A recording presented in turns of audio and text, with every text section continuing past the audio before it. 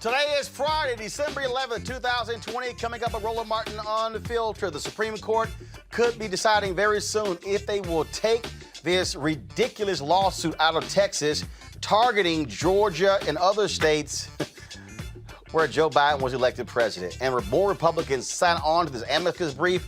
How stupid are these people? We'll also talk to Congresswoman Val Demings about a resolution that dealt with diversifying media ownership. President-elect Joe Biden picked Susan Rice, of course, as his national domestic policy leader. Also today, Marcia Fudge speaks, a congresswoman from Ohio, after he named her as the head of HUD. We'll show you that as well.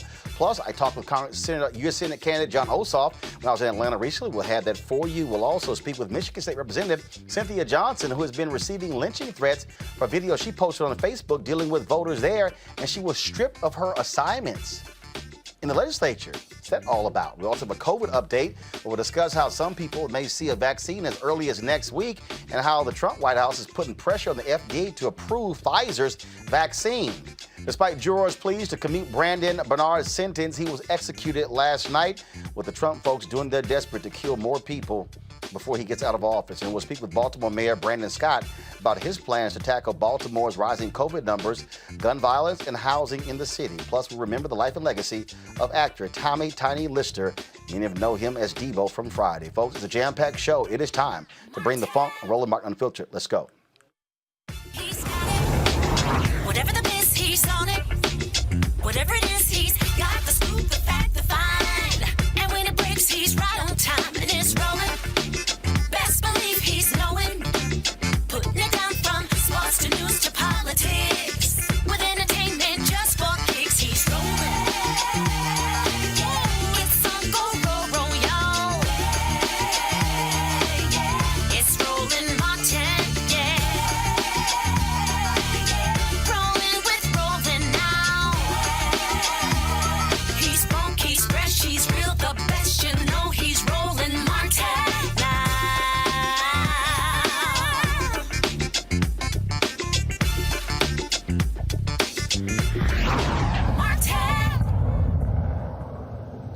All right, folks, it is a busy Friday. We are awaiting, we're hearing that the Supreme Court could very well decide the case whether to accept this ridiculous lawsuit out of Texas, okay? This ridiculous lawsuit out of Texas, where they're challenging the election results in Georgia. More Republicans have signed on to this amicus brief, folks.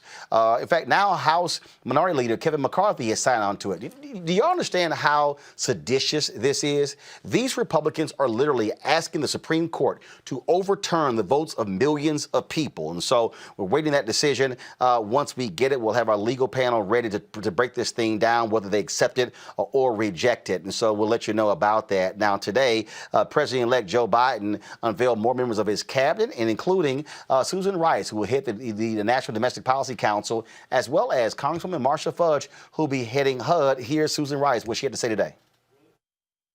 Thank you so much, Mr. President-elect, Madam Vice President-elect. I'm honored to join this tremendous team. Today, we confront a profoundly connected set of crises: a relentless pandemic, a struggling economy, urgent demands for racial equity and justice, a climate in need of healing, a democracy in need of repair, and a world in need of renewed American leadership. In the 21st century, our foreign, economic, and domestic imperatives are deeply intertwined. Tackling these challenges is personal to me. I'm a descendant of immigrants and the enslaved, and service is in our blood. My paternal great-grandfather was born a slave in South Carolina and joined the Union Army. He went on to get a college degree, become an AME minister, and he founded the Bordentown School in New Jersey, which for 7 decades provided African Americans with vocational and college preparatory educations. 2 generations later, my father, Emmett Rice, served as a Tuskegee Airman and as a governor of the Federal Reserve. My maternal grandparents came to this country from Jamaica with no education. But working for decades as a janitor and a maid, they saved and they scraped to send all 5 of their children to college and on to professional success. My mother, Lois Rice, was known as the mother of the Pell Grant program, which has enabled 80 million Americans to reach college. And as she liked to say, not bad for a poor colored girl from Portland, Maine.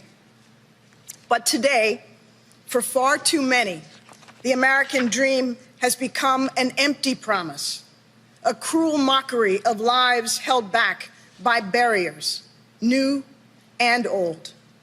That is not good enough for any American. But we know that throughout our history, Americans have forged opportunity out of crisis. After the Civil War, we ended slavery and enshrined the concept of equal protection under the law. During the Great Depression, we established the Works Progress Administration and Civilian Conservation Corps. After World War II, we enacted the GI Bill. In the 1960s, we abolished legal segregation, established full voting rights, and enacted Medicare and Medicaid. Now, at the foot of yet another bridge between crisis and opportunity, I'm honored and excited to take on this role. Joe Biden and Kamala Harris's vision for our future is expansive but achievable. America must finally become a nation where every child, from Akron to Arkansas, from the Bronx to Brownsville, from the Sioux Nation to South Central Los Angeles, can dream without limits and make her dreams come true. I have no illusions about the difficulty of making that vision real, but we are here to get hard stuff done. Our top priorities will be to help end the pandemic and revitalize the economy so that it delivers for all, to bring dignity and humanity to our broken immigration system, to advance racial equity, justice, and civil rights for all, to ensure that health care is accessible and affordable, and to educate and train Americans to compete and thrive in the 21st century. I profoundly believe that we all rise or fall together, absolutely all of us. So, Mr. President-elect, Madam Vice President-elect, I promise you, I will do everything I can to help this country I love to build back better, to make our government deliver for all Americans and for working families, and to bring the American dream far closer to reality for all. Thank you. In a moment, we'll hear from Congresswoman Marsha Fudge, who, of course, has been named Secretary of HUD. Right now, we want to go to Congresswoman Val Demings, who is from Florida. She joins us right now. Congresswoman, glad to always have you on the show. A whole lot of stuff happening. I want to talk about your media ownership resolution, but I got to talk about one. I want to get your thoughts on this team being assembled by Biden. One of your colleagues will be coming in as HUD Secretary, but also the CBC has been making it perfectly clear that Joe Biden, black folk put you in. You got the nomination for black people in South Carolina. Black women voted for you at a higher rate than anybody else. Black men were number 2. So we want to see black folks in the administration, top to bottom. Well, Roland, we can't talk about the strength of black voters, the strength of black women, the strength of black men, and then not see them in the decision-making positions. And I'm so proud. That's what we have seen the last couple of weeks. Black, competent, strong people who are ready to do the job in the decision-making positions. And I think, quite frankly, I've heard this scripture that says we have not because we ask not. And I'm glad that the members of the CBC have made it quite clear that, look, we have people within our ranks who can do the job. We expect to really be rewarded, if you will, by seeing people who look like us, people who are ready, people who are competent in those positions. So it's been really an exciting time. Let's talk about this other issue. These 126 traitors who serve in the House of Representatives, these idiots have signed on to this Texas bill. I mean, and now you got House Minority Leader Kevin McCarthy. They literally want to overturn the will of the people. And in fact, one of your colleagues wants to use a civil rights statute to bar them from even taking their seats in Congress. I'm just sort of laughing at the people who were elected from Georgia and Pennsylvania and Michigan who say that the election was bad, except their elections, which were on the same ballot. Roland, I saw Representative Pascarell's suggestion today, basically, that, anyone who undermines our democracy should not be seated in the 117th Congress. And I'm reminded of the impeachment trial, which was about what? All about the president undermining our democracy. I combed through the list more than once to make sure I had a clear understanding who was on the list. The members, 10 members from Florida, disappointing, not shocking. They're basically, you said it, they're undermining the democracy that is so precious, the democracy that they were elected to protect. And I think it's, quite frankly, just like former Republican president Republican governor of Florida, Jeb Bush, said today, this is crazy. It's absolutely crazy, and they should be held accountable for it. I agree, and you said you did what I did. You went through the list, and my whole deal is I want to see everybody on it because I want to be real clear who we should never hear from ever again about democracy and voting and law and order and what's right, because these people are showing their true colors.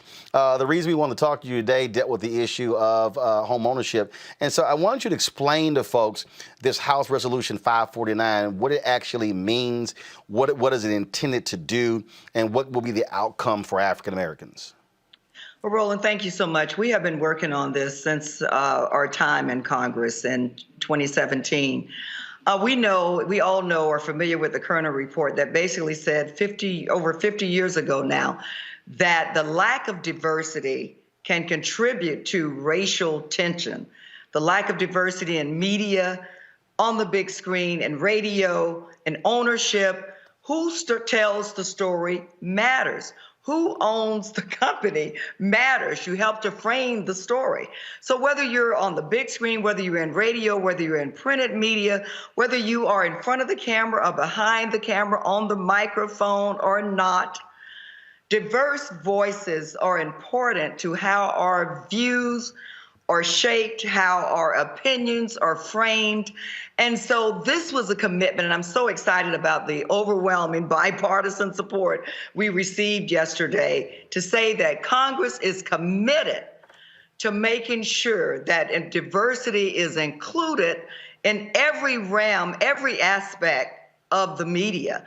And so we've been working, we have a brain trust that we've been working with some of the brightest and the best in the field, bringing them to the table. We've had summits during the annual leadership conference with the CBC. We've invited some of the brightest minds to deal with this issue to help us really move this legislation forward, not just to a commitment, but to actual action in the field. And so we are excited about it. We still have a lot of work to do, but the first major hurdle is past us with the passing of this resolution. But this is what I think is, and look, I absolutely believe in black ownership.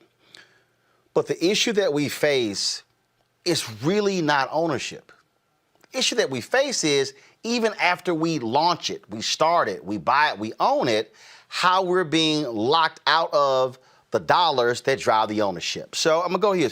2 years ago, the NNPA worked with Congresswoman Eleanor Holmes Norton, and she asked the General Accounting Office to do an audit to ascertain how much the federal government spends on advertising each year and how much goes to black businesses. Go to my iPad, please.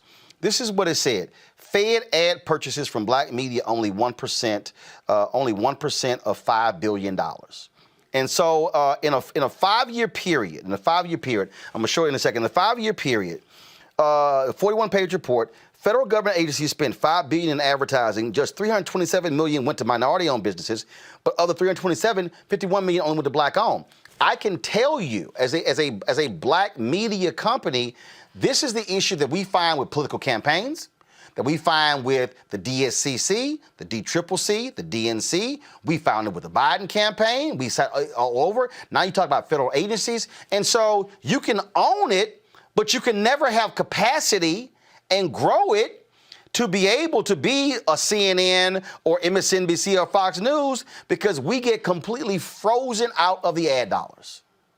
Roland, one of the major components of this commitment, this resolution, is that the strong cannot survive or should not be able to survive at the expense of the weak. And the information that you just laid out in terms of advertising dollars, that has been a top priority for us. You're absolutely correct. Certainly am a member of the Congressional Black Caucus. We talked about it then. I was one of the recruitment chairs with the DCCC. We talked about it then. I certainly have worked with the Biden campaign. We talked about it then. And so this legislation, we certainly understand that the strength goes where the dollars goes. And if we're going to get to the point where we need to get to with diversity in all things in this area, then the dollars have got to accompany the resolution and the legislation. And so we have a lot of work ahead of us, but I am very, very encouraged by where we can get to if we continue to have the political will and hear from voices like yours to help us get to where we need to get to. I'm going to tell you, I mean, that really is the piece. And I'm just going to use an example. I mean, you know, and just to understand, federal government is one thing. And I think certainly, and this happened with the census. Your colleague, Congressman Stephen Horsford, was on here. When he met with Y&R, Young and Rubicam, which was the agency that they picked to handle the $300 million for the census, they told him, we are not going to buy any advertising for any newspapers, 50,000 circulation or less. That arbitrary decision completely impacts 98% of all black newspapers. 98%. And now, but here's the other deal. So I have to deal with them on this. Let me tell you how the game was rigged. Y&R got the contract. Then they gave it to a subsidiary that they also owned to manage it. Then they partitioned the digital portion out to a subsidiary they own. Then they partitioned the TV and radio to a subsidiary they own. So they got paid 3 different times. We filled out the ad deal in April, never heard from them. I called them out on the air, on social media. They called Carol H. Williams, the black ad agency, who they froze out. And, oh my God, what's going on? She said, y'all ain't responding to his proposal. That's the only reason we got some money, because I had to literally call them out. So again, part of this deal is how these games are being played. Now that's just, again, and the CBC fought to get, Barbara Lee told me, they fought to get $70 million added to the budget to reach black folks. But so here's what I think all should happen. The CBC should do an audit of Young and Rubicam and say how much of the census money went to black media. And pinpoint it, because that's also part of the deal. They don't like the word audit because they're controlling the dollars. In these white ad agencies, they come up with the metrics to freeze us out. The game that they play to freeze black media out is stunning. Oh, Roland, I'm well aware of the games that they play, but those are the kind of things that we need to be directly involved in. I was serious about voices like yours coming to the table because this is an issue that we've dealt with way too long. I think we made a yeoman's effort over the last couple of years to really try to hold them accountable. But as you've just indicated, I think the census is just one primary example. We know that black and brown communities, many of them are very suspect, if you will, about the census. and reaching them through Black media, reaching them through Black newspapers and brown newspapers and other Black radio and others is the way to get the message to them about the importance of the census. And so that is a primary example that we can use going forward, whether it's an audit, whether it's hearings, but really looking at where we need to go, what games are still being played, and what path needs to be taken to get us where we need to be. So when the census rolls around again, we will not find ourselves in the same place. Well, we stand with you, and I said this. I mentioned that $5 billion to Senator Chuck Schumer when he was on here. I'm still trying to get Speaker Nancy Pelosi to come on. I told her office, and let me be real clear, the white staffers in her office, that she got to be doing Black media as well, not just doing MSNBC and CNN. But again, I said to the Biden-Harris folk, we coming after that $5 billion, because there's no way we can ever grow if we're frozen out. And that's really how the game has been played. And so we appreciate this resolution. Anything that we can do to simply let us know. But in the words of that great financial wizard, gangster Frank Lucas, I'm going to get that money.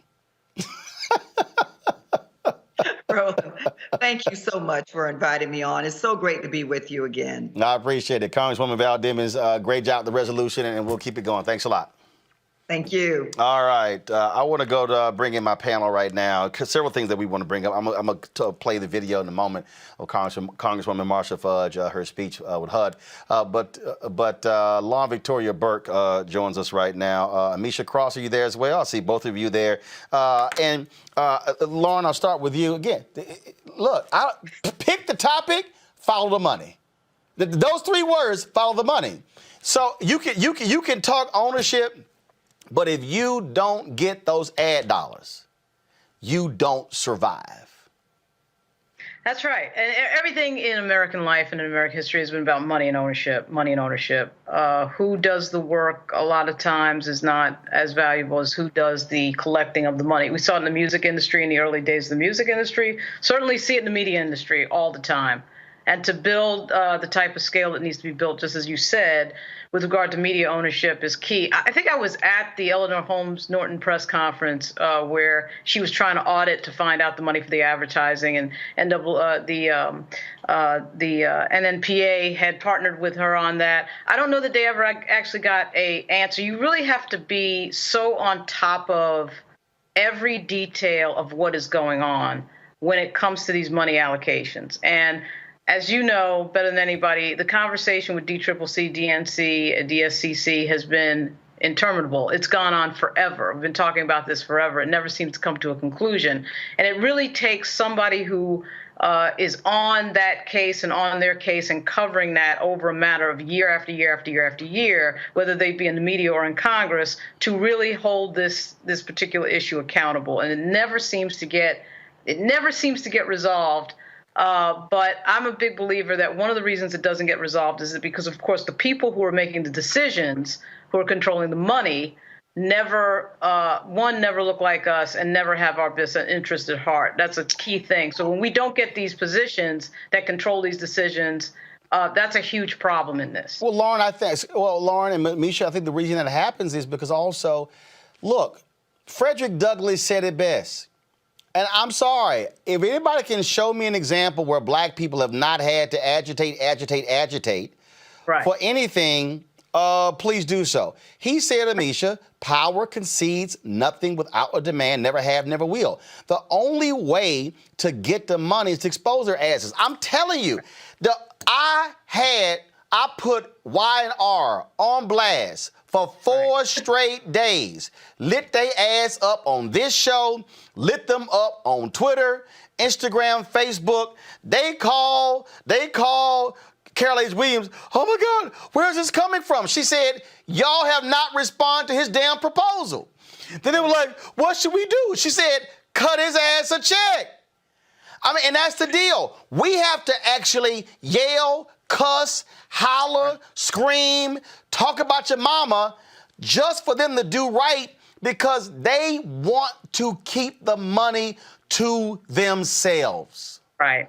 Exactly. No, you're absolutely correct, Roland. And I think that, for Black media, the proof has been its weight in gold for a long time now. We know of its extent of reach. We know of how much it pushes in terms of advocacy, how much it pushes in terms of feet on the ground, boots on the ground to get things done, what it means in terms of PR, what it means in terms of driving the conversation for minority communities.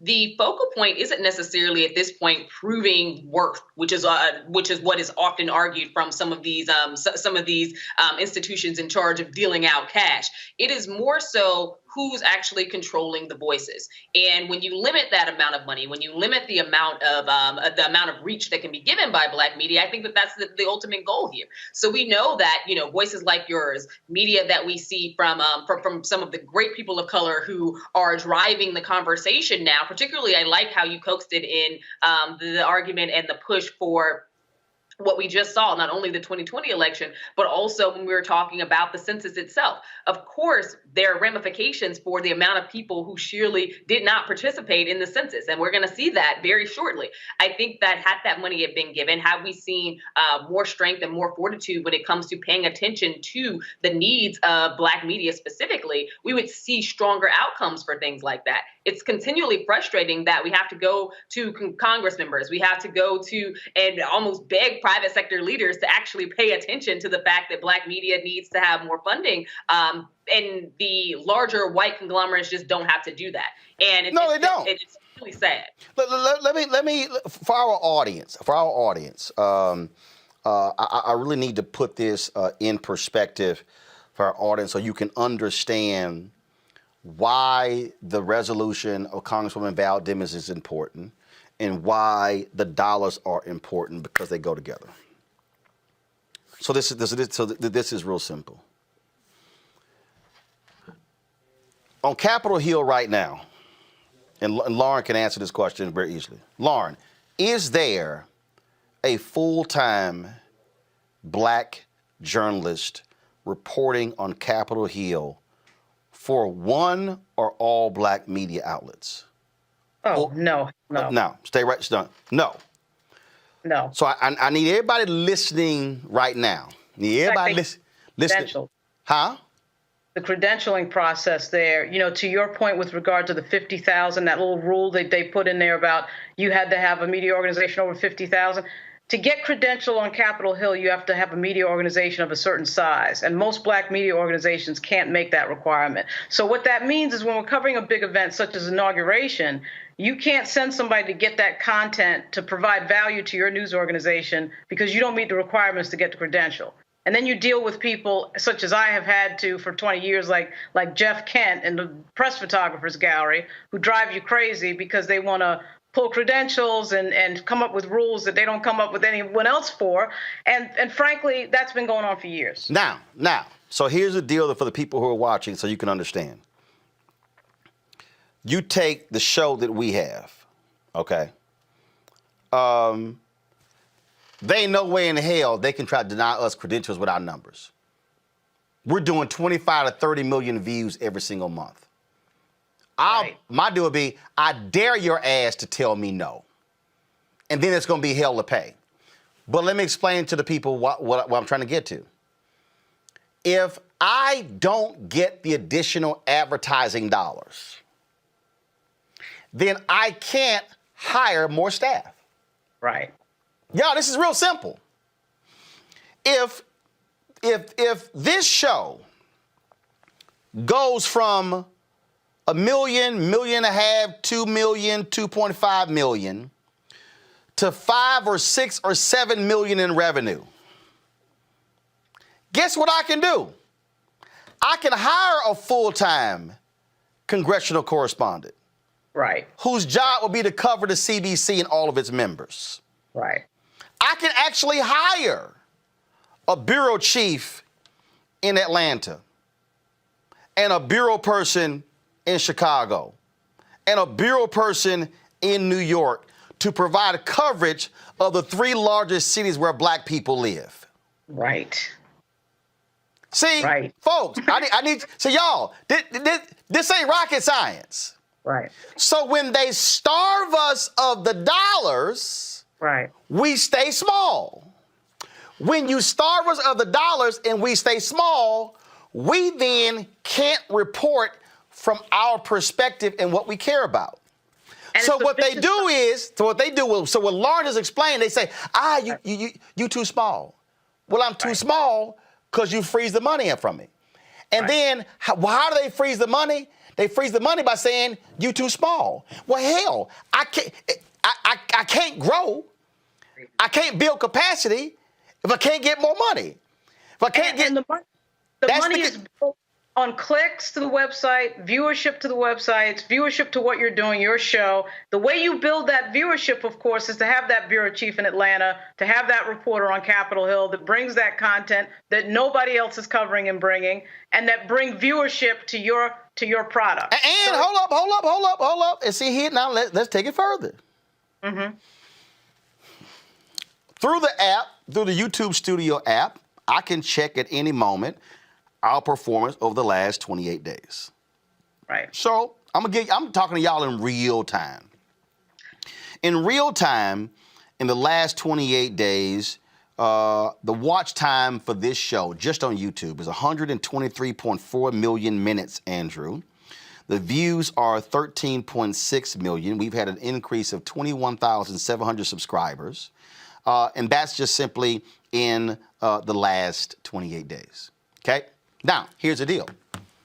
Without additional revenue, I then can't run promotional ads on Facebook, Periscope, Instagram, YouTube that would actually take me from 13.6 million views to 25, 30 million views, which would then take my revenue over 100,000 per month to 150 to 200,000, then 300,000. So without the resources, can't build, can't grow.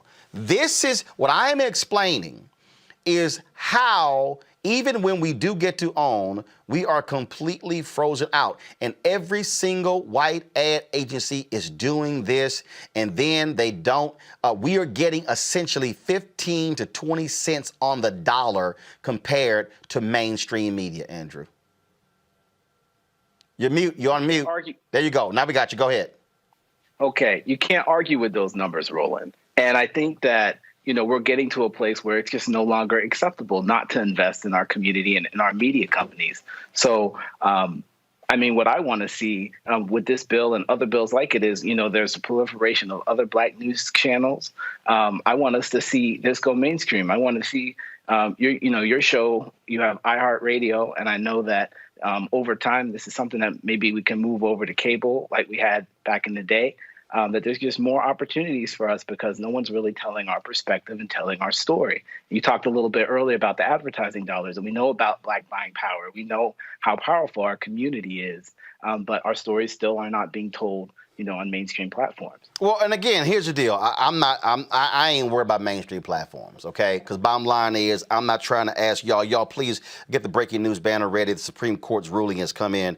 But here's my whole point. My whole point is, I completely stand with Congresswoman Val Demings on the ownership piece. The other piece for me is to get the ad money. As Frank Lucas says, I'm going to get that money. That's the deal. So here's the piece. If just imagine if we go in 1 year, you take the $1 billion a year. If Black media goes from $10 million a year, Amisha, to let's just say 15% of the 1 billion, that's going from 10.1 million a year to 150 million. Right.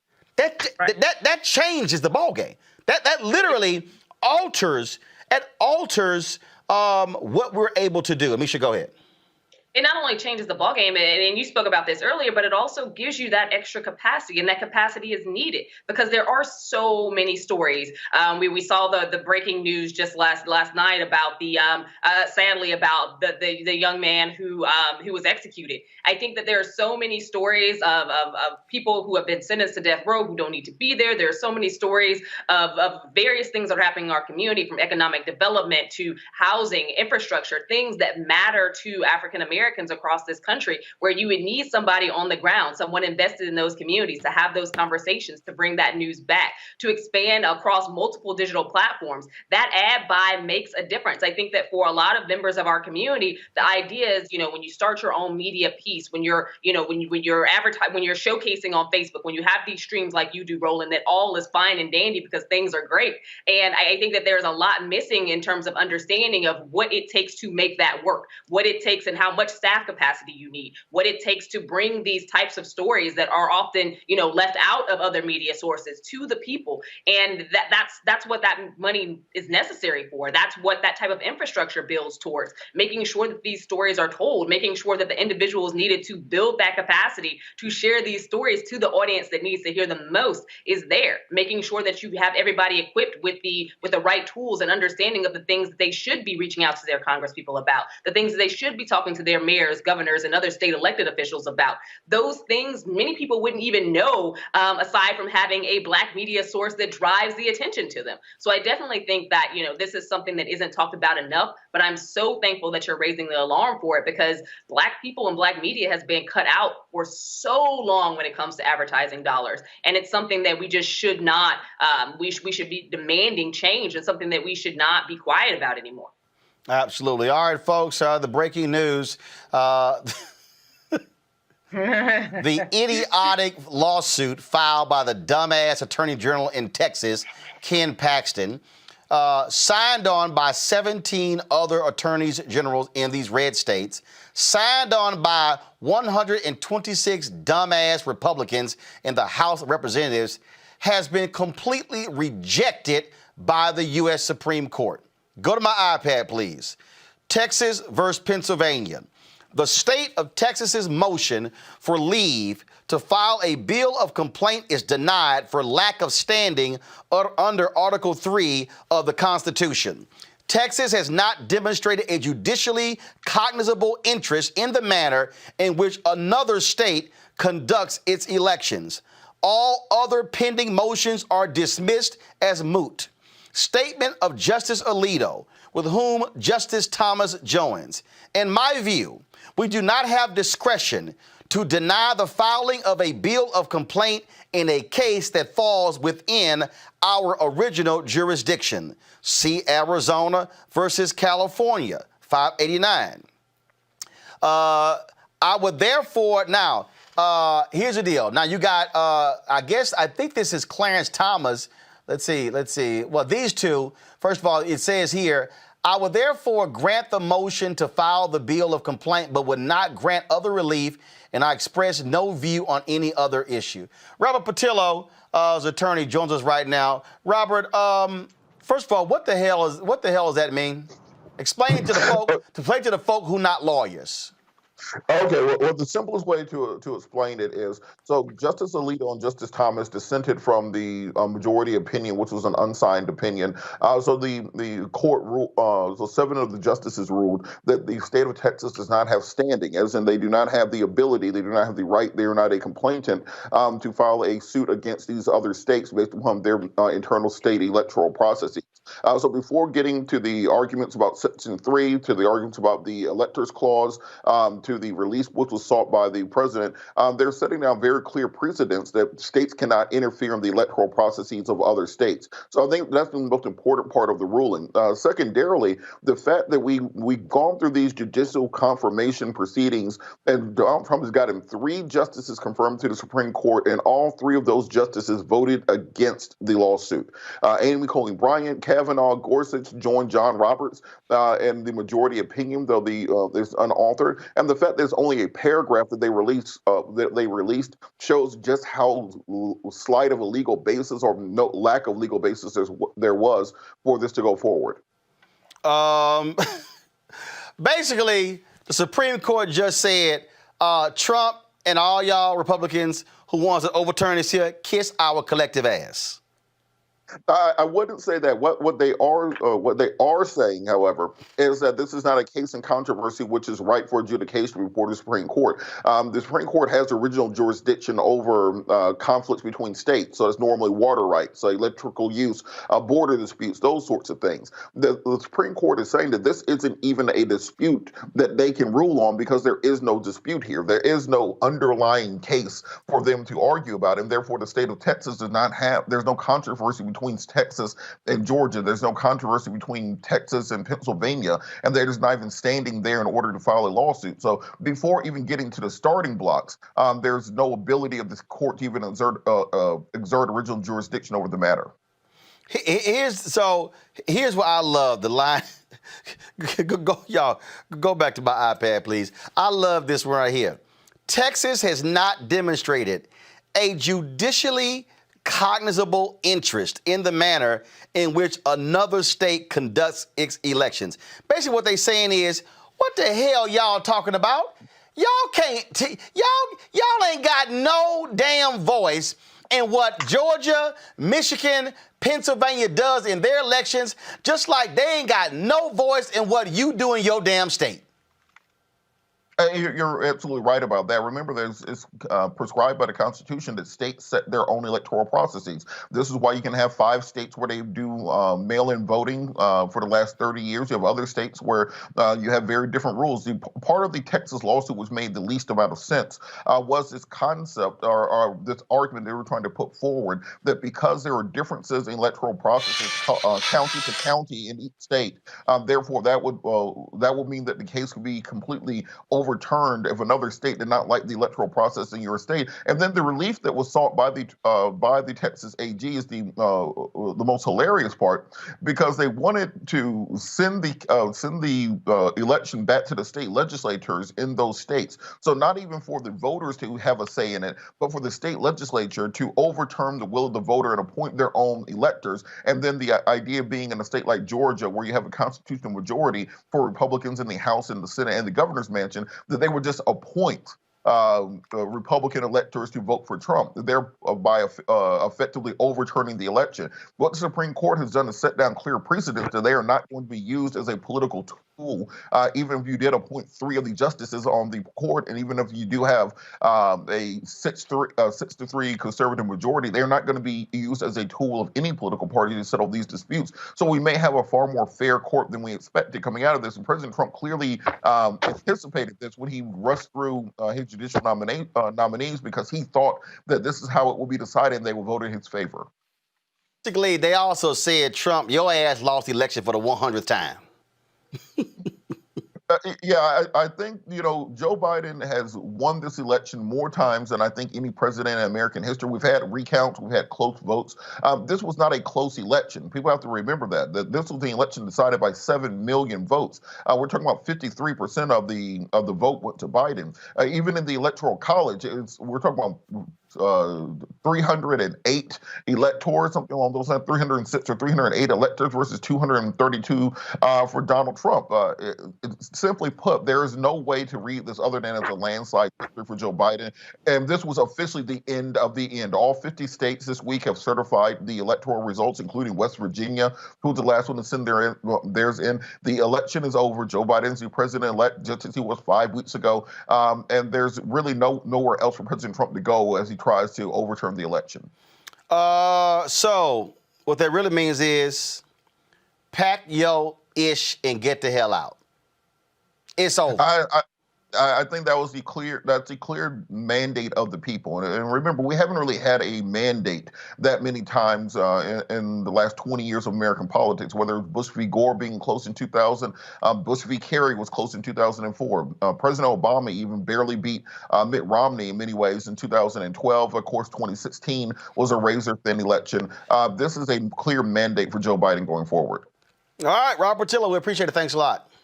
Thank you. Lauren, I made the point to Congresswoman Val Demings. I don't want to hear a damn thing from not now 126 House Republicans.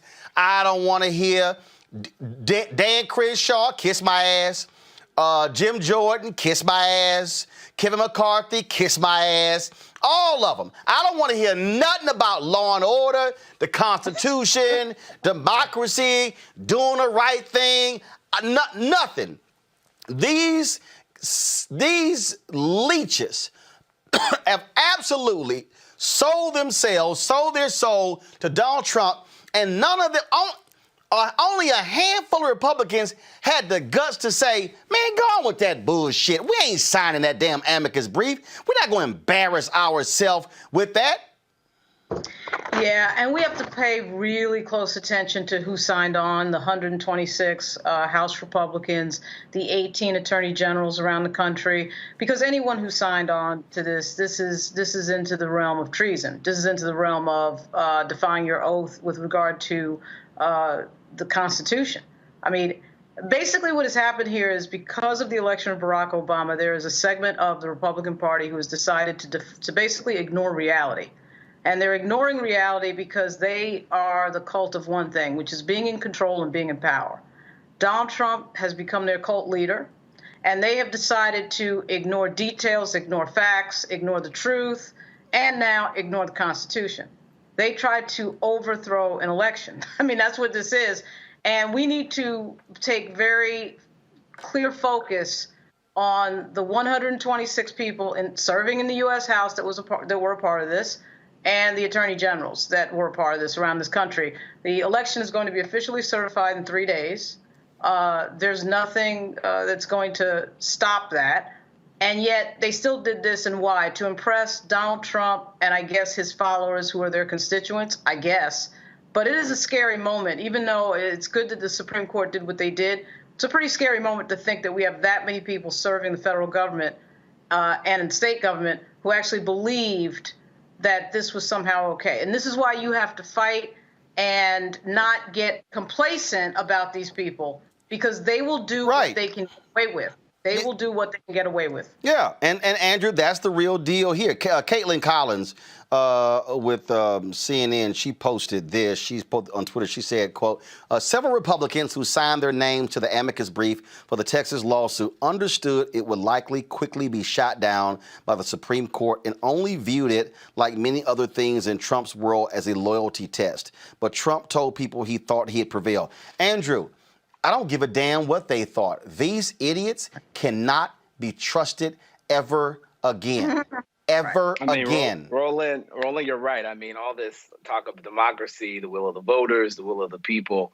I mean, this is painful to see. I think that, there's a lot of these, 127 House Republicans and attorneys generals that signed on to this have lost so much credibility. In another country, in another world, we would call this a coup. I think a lot of Republicans really need to ask themselves, are you more loyal to this president or maybe the job you may have later or the people who elected you? And there's just a lot of lost credibility on this. It doesn't make any sense. Put me in the camp with Jeb Bush and everyone else that says that this is crazy and killed on arrival and shouldn't be what the party stands for. It's absolutely insane. And if the shoe were on the other foot and Democrats were doing this, I mean, you already know what the response. Oh, of course. Amisha, go to my iPad, y'all. This is the list. This is the list.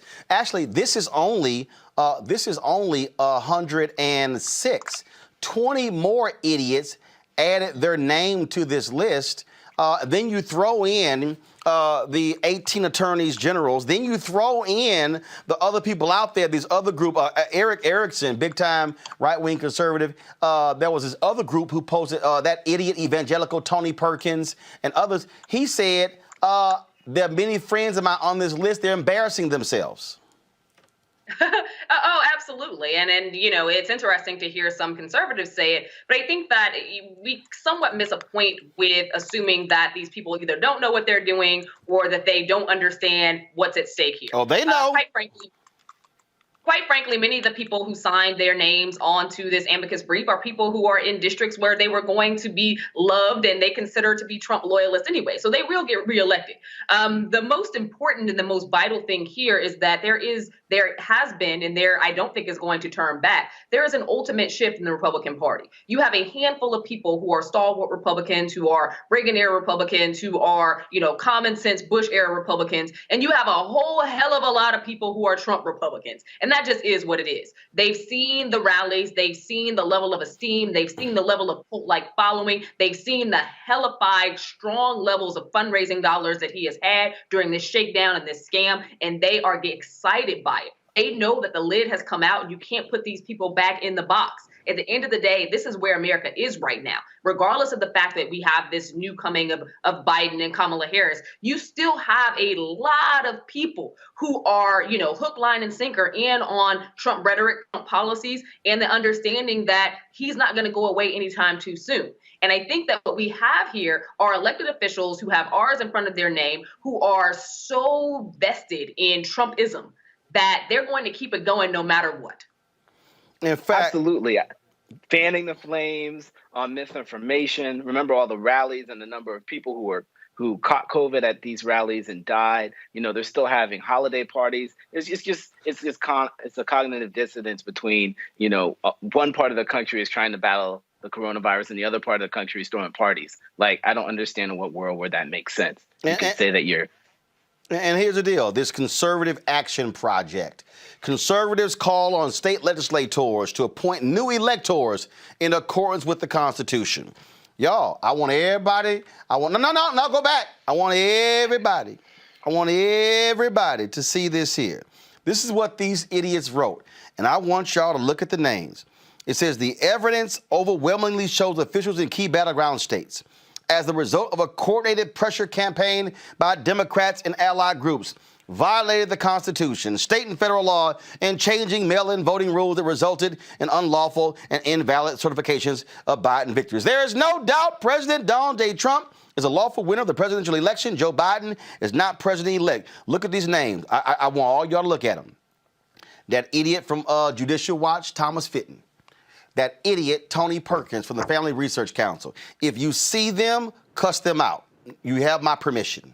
You got that idiot, Brent Bozell, Media Research Center. You've got idiot, Ken Blackwell, okay, former Secretary of State of Ohio. The list goes on and on and on. David Bossie, yeah, that fool, Citizens United, all of them. Gary Bauer, former congressman, screw him too. You can just keep going. Look at all these names. All these people here should never, ever be put on television, listened to ever again, because they are absolutely stuck on stupid. Every single one of them. I'm going to show all their names before I move on, because, folks, this is the moment, and this is why I keep saying, Joe Biden, stop all that nonsense, how we can get along with them and how we can sit here and work with them. No, you can't work, Lauren, you can't work with none of these people. These people literally wanted to overthrow an election.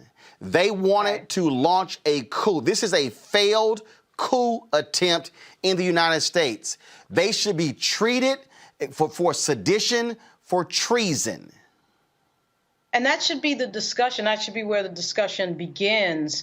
I really cannot believe this whole effort to try and reach out. At some point, the Democratic Party has to understand you're not dealing with the mainstream moderate Republican Party of the Reagan era or the Bush Republican Party. You're dealing with some other iteration of Republican, which I actually do not think represents the majority of the Republican Party, but they are willing to go off the cliff of ending our democracy to have control. And their featuring argument in this moment was basically, because black voters decided this election, this thing is invalid. Because that group of people decided this election, Biden's election is invalid. That effectively was their underlying argument. They had targeted black votes that had decided this election and decided that, well, this is invalid because they effectively picked the next president. That and their misinformation campaign, their willingness to completely lie, their willingness to completely ignore facts and sort of just make up reality should tell you that there is no negotiation here, because you're not dealing with people who are accepting facts. They've just made up their own reality and they're doing what they want to do. And I'm really surprised that Joe Biden has not figured that out yet, because he's going to figure it out January 20. It's really fascinating, Roland. I mean, when Republicans are in charge, it's hit the gas full steam ahead on, everything from Supreme Court justices to the federal courts. And now that Biden and Kamala Harris are going to be in the White House, it's like, well, we need to get more moderate agency directors and cabinet officials. And, certain people might not be palatable to the Republican Party, which I find fascinating because how many Democrats, served in the Trump administration, and how many Democrats, partnered with Trump on anything. Trump wasn't trying to build a coalition that looked like the country. So it's really interesting, some of the picks that Biden has. And I think they're very, very moderate voices, or people that are tested when there could have been other people that were kind of coming through the ranks that might have been more effective. Well, but again, that's this dumb game Democrats play. Just like, okay, you never ever see Republicans say, yeah, we're going to entertain appointing conservatives, Republicans to our cabinet. They're like, hell no, we're going to appoint damn Republicans. Only Democrats get stuck on stupid with that. Oh, let's have somebody. Why did they do that, Let's have somebody. Because here's the deal. Democrats want to play by the rules. No, we have rules and norms. Damn that. Here's my deal. If I'm in a fight, if I'm sitting in a boxing match, all right, and the person I'm fighting picks up a 2x4 and swings it at me, I'm not going to say, no, I'm going to abide by the rules of boxing. No, I'm going to grab a 2x4 and beat your ass. That's what I'm going to do. I mean, we see it all the time, Roland. I mean, Democrats, they almost lost the House. How does that happen? State legislative seats. They lost hundreds of state legislative seats when redistricting and census is going to come on. Like, is anybody thinking about that? It's called when you play nice. I don't believe in playing nice. Again, Michelle Obama said, when they go low, we go high. No, when they go low, we go lower. You kneecap them. You stab. Do you want to win or not? You kneecap them. You stab them in the ankles. You slice the bottom of their feet. You cut their toes off. If they go lower than that, fine. Hell yeah. Right. If they hit you in the knee, you cut off their damn ankles. If they go after your ankles, you slice their feet. You go lower and lower. You need to consult the DNC and the D-Trip so they can get it together. They're not even on the level of the ordinary rules. These are people who are talking outside of our democracy. They're ignoring the Constitution at this point. So and you treat them accordingly. Right. That's what you do. I agree. Those are people you can't necessarily work with. There are, and you said not necessarily. You said, Amisha, you said not necessarily. No, you can't work with them. We're at a point where conservatives are eating their own. We're watching that happen live, where you have state elected officials going against county elected officials, and this huge break between those who are Trumpisms and those who are not. And I think that for Joe Biden, this is a difficult space to play in. One, because there's still a high level of control from conservatives. So let's not pretend like there's a supermajority on the Hill of Democrats right now. There is not. There were some significant losses from the Democratic Party when it came to those congressional seats. We're still waiting to see what's going to happen with those two seats in Georgia for the Senate. There are some things that Democrats have to understand, because we don't necessarily have the same type of playing game that Donald Trump did coming in 2016. He did have a lot more conservatives on his side and conservative control. We're not necessarily seeing that as Democrats right now. And I think that part of that is the fact that Democrats haven't taken the bull by the horns. They have not been able to, by and large, adapt to some of the more progressive tones because of a fear that they would isolate certain white voters, which I think was an erroneous fear at best. But I do believe that, for Joe Biden, that this may be somewhat of a challenge, because he is very used to reaching across the aisle and trying to build those bridges, when right now, hell, those bridges are blowing up. That world's gone. I'm telling you right now, look, how many of y'all seen the movie The Equalizer, Equalizer 1 and 2? No. Y'all seen The Equalizer? I haven't. I'll check it, though. Lauren, you ain't seen The Equalizer? The hell wrong with you? Yeah, I haven't seen it. The hell wrong with you? Denzel Washington, Antoine Fuqua directed. This is one of his signature moves in there. When he get ready to kill people, he click his timer and see how fast he can kill everybody in the room. If I'm Joe Biden, come January 20th, I'm gonna do this here. Click. Right. Then I'm gonna sit here and take everybody out. And what I love about Denzel in that movie, he take folks out and then he look at them. He take them out and then he look at them. That's what Democrats got to do. Okay? You are going up against pure evil. You are going up against people who are sick and demented, who do not believe in the rule of law. You must treat them accordingly. You cannot treat them with niceness. You cannot treat them with kindness. You cannot invite them over for tea and crumpets. You cannot say, come on by for coffee and drinks. What you must do is obliterate them. You must destroy them. You must rip their hearts out. You must steal. No, Andrew, because guess what? That's exactly what Mitch McConnell did to Obama when he only moved eight federal judges in 2016, when he blocked Merrick Garland for 10 months. They don't give a damn about anything. And I'm saying, Democrats, damn this, let's return to normalcy. No, that day is gone. It's time. What did I say 3 years ago? And what did I say this year? This means war. We come back. I'm going to talk to hold on 1 second. We come back. I'm going to talk to a Michigan legislator who's been getting death threats because she basically said the same thing to conservatives. Come after me, y'all going to pay. We talk to her next on Roland Martin Unfiltered. Trump can show up and say anything, and they can just go, oh, yeah. And the African-American community was great to us. They didn't vote. You know, he just called you stupid. Did you hear that? But he's for us. Really? And they were just regurgitating the things that they had heard on a radio or in the barbershop or something that somebody had told them. They hadn't thought about it. Democracy is in danger because people don't know how to think. I'm done with trying to convince people to try to vote for their, for their life. You have to run for your life. I'm gonna go try to get people who are open to it and lead them. I'm done with hope. Fuck hope, fight.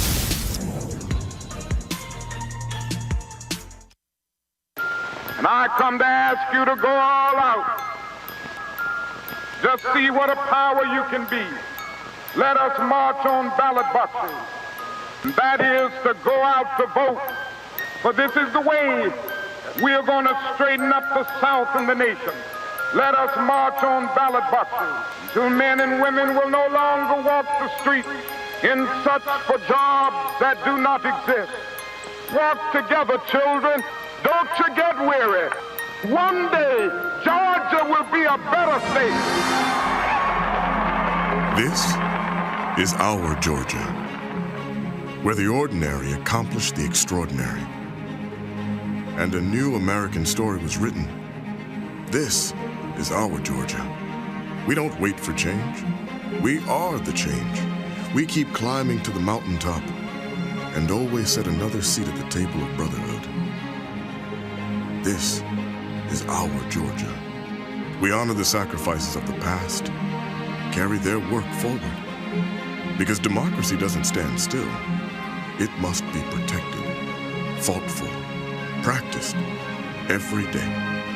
Let us march on ballot boxes until brotherhood is more than a meaningless word at the end of a prayer, but the first order of business on every legislative agenda. Let us march on ballot boxes.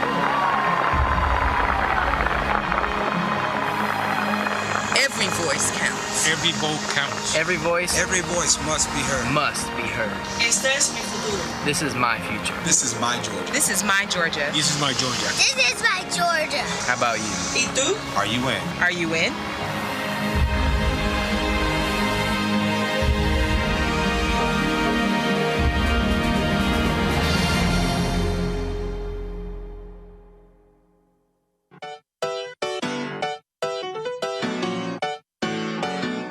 We got power. We're about to get ready to launch our We Got Power tour. Cliff and I are going on the blackest bus in America. We're hitting the streets again. We're going to be going through at least 12 states, maybe more. I'm just really excited. Now, it's a little bit different this time because COVID-19, we've got to wear masks, we've got to be socially distanced, but we are very committed that we've got to get in the streets and inspire and encourage our people in ways that are socially distant. Ready to hit the road, ready to see our folks, ready to be socially distant, ready to mask up. On our way to Pennsylvania, we'll be there for 2 days, and then we're headed to Ohio to Cleveland. We're going to be just spreading a lot of love and building a lot of power. The very last day, we're going to be out here on the ground in these streets because our people need us. Can't stop, won't stop. Register to vote. You can even request your online vote by mail ballot by clicking the link or by scanning our QR code with your camera. Vote early. Vote today, because we got power.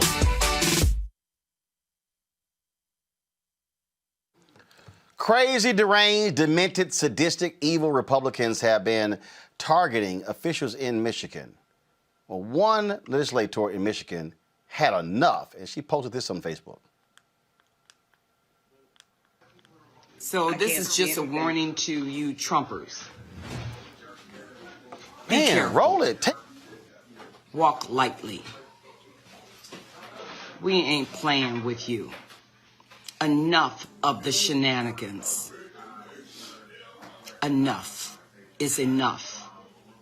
And for those of you who are soldiers, you know how to do it. Do it right. Be in order. Make them pay. Well, that did not sit well with folks in Michigan. State Representative Cynthia Johnson has been stripped of her committee assignments, which include her position on the House Oversight Committee after posting that video to Facebook. She joins us right now. First and foremost, what did your fellow colleagues say? Did they say that you were calling on folks to be killed? What did they say in stripping you of your assignments? Well, thank you, first of all, for inviting us onto your show. I never received a phone call from the Republican Speaker of the House or in regards to why they were stripping me from my committees. In essence, they pretty much said I talk too much and I should apologize. Are you? Hell no. And why you're not going to apologize? I'm not going to apologize. I'm not a slave. Our people are not slaves. We belong. I'm not going to apologize because those words that I used, I meant them. And I just don't understand, why are we still here? I know why we're still here. Why are we still talking about this when the elections have already been certified? Mm-hmm. You know, this is about Trump. He needs to be tried with treason. I mean, you know, we have so many things that we have to do. I can't even really help my constituents. I have people reaching out to our office needing stimulus dollars. I have people who are homeless. There was one resident of mine who was about to be evicted. I had to ask my staff, stop everything, even though we were going through all of this. Make sure this woman doesn't get evicted. So, you know, here we have Black businesses that are being disenfranchised. Yet we have to continue to go down this rabbit hole. This is crazy stuff. So, no, I will not apologize for anything that I have said. My office has received over 7,000 emails. They can't even do their work. They can't even really help the constituents. They're trying, and I want to say hats off to my staff, both Tanae Hankins and Abigail Plum-Perrins. They have been amazing, just wonderful.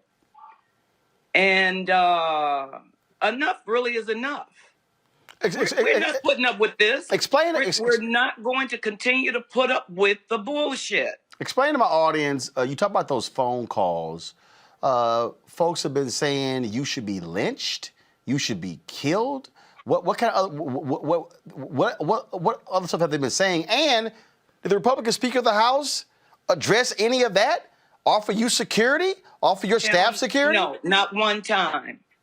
Not one time. But I'll tell you what, the FBI is very involved.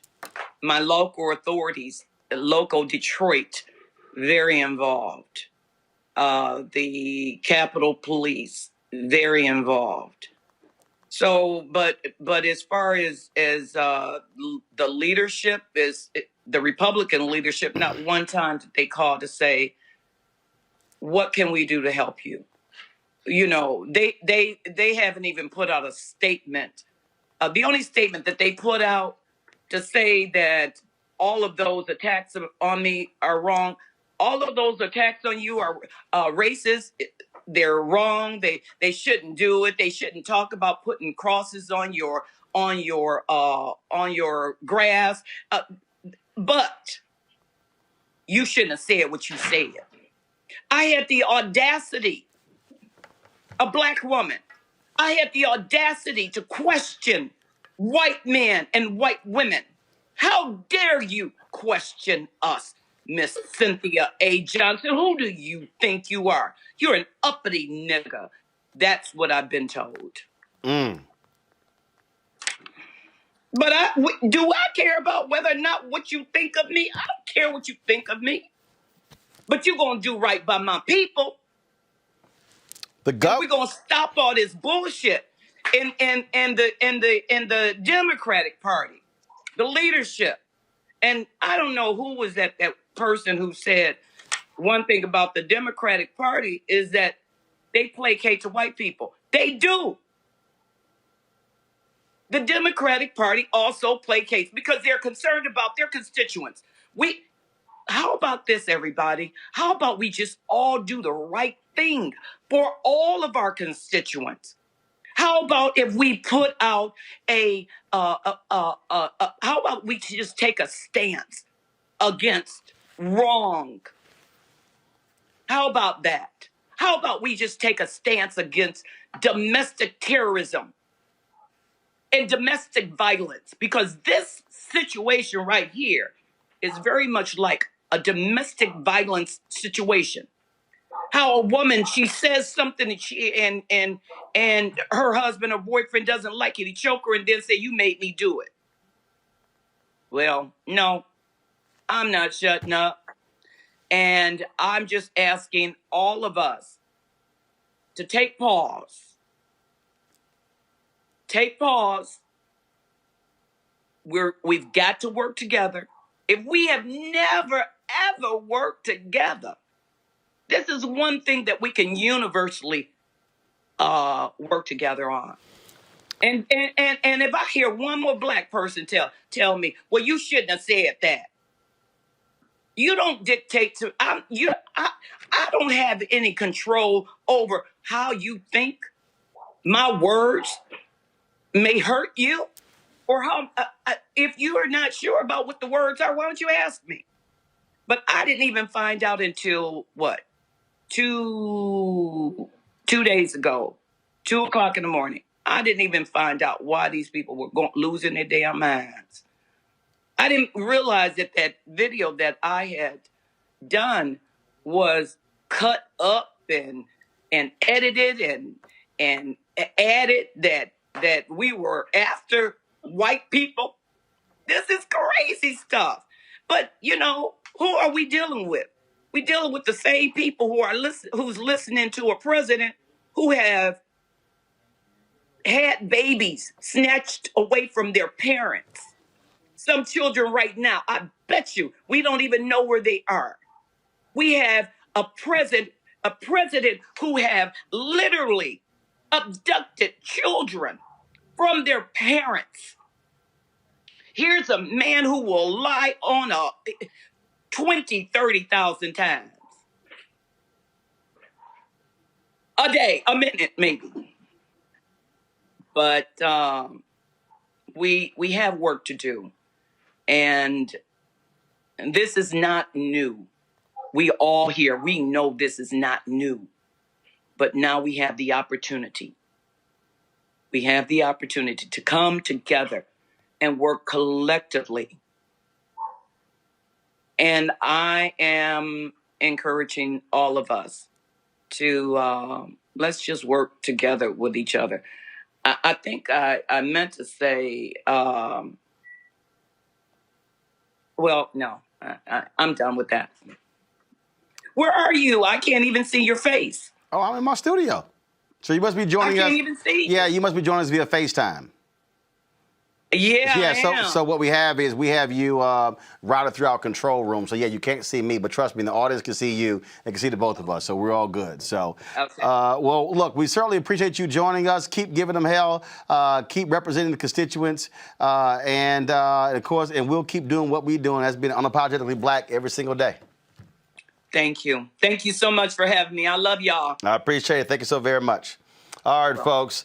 Always covering the different news left and right. I told you earlier we had the video, of course, of Susan Rice when she was announced today by Joe Biden to be the head of the White House Domestic Policy Council. Here's Congresswoman Marsha Fudge, her speech leading HUD. Mr. President-elect, my good friend, Madam Vice President-elect, to my family, my friends, my sorority sisters, my constituents all, I thank you for the opportunity to join this remarkable team and work on behalf of people in every city and community, to serve all those who are struggling and looking for the fair shot we all deserve. When I think about the enormity of the task ahead of us, I am reminded of the book of Matthew, where it is written, "Foxes have holes, birds have nests, but the Son of Man has no place to lay his head." There is dignity and there is grace within every woman, every man, and every child in this nation, including those who live on the outskirts of hope, those who work hard but still struggle to make it work, and those who have no place to lay their head. It is one of the highest responsibilities of our government to see them, to see their dignity, and to lift them up. I remember the feeling I had as a kid of the safety, security, and peace of mind contained in one word, home. I remember the comfort of knowing that no matter what happened, I could always go home. But far too many Americans live without that feeling. More and more have had that comfort ripped away. The crisis of a pandemic that has threatened their lives, the crisis of a recession that has swallowed up jobs, hours, wages, and lifelines. The crisis of injustice that has forced communities of color to make it in America with one dream tied behind their back. Each crisis chips away at their hope, at the promise of our nation. But I believe that hope is on the way, because I know that President-elect and Vice President-elect are building a team that is grounded in dignity. And our task at the Department of Housing and Urban Development will be to stand up for the dignity of all Americans and deliver the promise of our nation to all those left out in the cold. We will take on the deep-set roots of poverty and homelessness. We will fight for housing in every community that is affordable, decent, and safe. We will help more Americans secure the dream of home ownership, to close the gaps of inequity, build wealth, and pass it on to their children. We will pursue creative development projects to shape our landscapes and skylines, restart the engines of cities that have stalled out, and launch new opportunities in hometowns across America. But perhaps most importantly of all, we will help people believe once again that their government cares about them, no matter who they are, that we understand their problems, as the President-elect often recalls his father's words. I am honored to have this chance to help restore the people's faith, to deliver for them and make them proud, and to build back better alongside this dedicated team.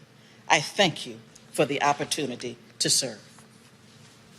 Go to our panel here. Lauren, a lot of folks have been talking about, Biden, President-elect Biden, picking Tom Vilsack to be the Agriculture Secretary again. He served in that capacity for 8 years. Yes, he did. John Boyd with Black Farmers Association was on this show talking about what he did not do to help black farmers. Biden clearly ignored all of that in picking him again. Of course, he also fired Shirley Sherrod, later apologized for doing so over an edited video from Breitbart. To me, look, here's the deal. Biden clearly is going with him. To me, I say use this moment to lash into him and say, where your black plan? To excise a major black plan out of USDA and give him nothing but hell the moment he steps in. Yeah, and I think the fact that you have Congresswoman Fudge now going to HUD, and you have Congressman Cedric Richmond in the White House, hopefully going to the 7 a.m. meeting, is a really important thing because they should be in communication with each other. You know, I'm not in any way trying to sort of downplay the importance of the Department of Housing and Urban Development with regard to Congresswoman Fudge taking over. I think it's great that she's doing that because she's very centered around the least of these and looking out for the people who a person like Ben Carson could care less about and talk nothing about. And she will focus on homelessness and those issues. There's no doubt about it. But that budget in that department at HUD is $47 billion. The budget at the Secretary of the Agriculture Department is $146 billion. That matters. And to find Tom Vilsack back there is unbelievably crazy to me. I mean, I know that this is like the third. I know that they don't want to talk about this, but this is really actually the third, Obama presidency, because the third term, because we keep seeing his people pop up, and now we're hearing about Patrick Gaspard going to labor. I think that it definitely matters which department, which person gets. It's not just a numbers game of let's see how many black people get there. In my view, for African Americans, the three most important departments are DOJ and Ag and help me, Roland. DOJ, Ag, and Defense. Well, defense is great. Defense is good because of that huge budget. I'm not trying to say it's not, but I had a third one in mind that for some reason I'm having a senior moment, not Commerce? able to. Education? Not education, not commerce. It was another money one. Treasury. HHS. Treasury. And Treasury's got the guy, the deputy is he's Nigerian. But my point is, I want the money departments. I'm focused on the money departments. I'm focused on having somebody at the top of those departments who centers poverty in a country where 1 out of every 7 Americans is in poverty and 28% of African Americans are in poverty. And there's this sort of idea that nobody black can be at Treasury or nobody black can be at Ag. It's like there's certain departments that no one black can ever be at. But the Austin thing at DOD, your point is well taken, Roland. That is a big thing. That is not a minor thing at all. But as far as Rep. Fudge is concerned, I think it would have been a hell of a lot more powerful to see her at Ag. I think Biden is trying to appease someone in there. It could be his former boss, could be President Obama, but because we keep seeing his people pop up. I mean, McDonough at Vets Affairs, which makes no sense. People who have no expertise in that field. Like, remember, the argument against Fudge at Ag was, oh, she doesn't have the expertise at Ag. Well, then we see Gaspard and McDonough at Vets Affairs. So that doesn't really make sense to me.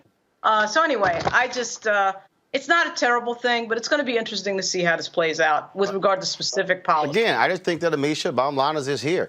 Look, Biden's going to pick who he picks, but our job is to go after every single one with our agenda. Exactly. I agree 100%. I think it's futile to have an argument about his picks at this point, and we still have several that are outstanding that I would argue are very strong, and I still want to see some African American at the top of those. But I feel like at this point, we have to be very, very strategic about our list of demands as Black people. We have to make sure that our agenda, regardless of if the person who is the head of these agencies is Black or white, has the Black agenda in front of them and that we hold them accountable for it. We have to make sure that the Biden administration understands not only that we got them there because Black people did, like that's why he is going to be inaugurated.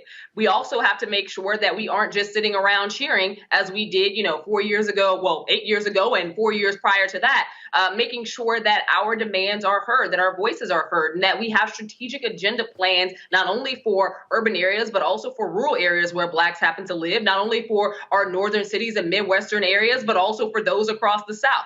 Black people are not a monolith, and there are different things that Black people want depending on where they live and the different burdens that they face across the nation. And I think that we have to be strategic in making making our voices heard, but also have a plan of action. It should not just be that we want this Black person in that seat, because hell, we saw Black people in certain in certain agency positions during the George W. Bush administration. We saw them during the Clinton administration. And to be honest, a lot of the Black condition didn't increase in either one of those administrations. So we have to make sure that the policy meets us where we are, and that we are being intuitive in what we are demanding from these individuals. Yep. Go right ahead, Andrew. Yeah, I mean, absolutely. I think one thing that's being lost in this is the toll on education. So many of our students, we know when schools open up, they're not opening up in our communities. A lot of our students, according to a McKinsey study, white kids are already 3 months behind in math. Black kids are 6 months behind.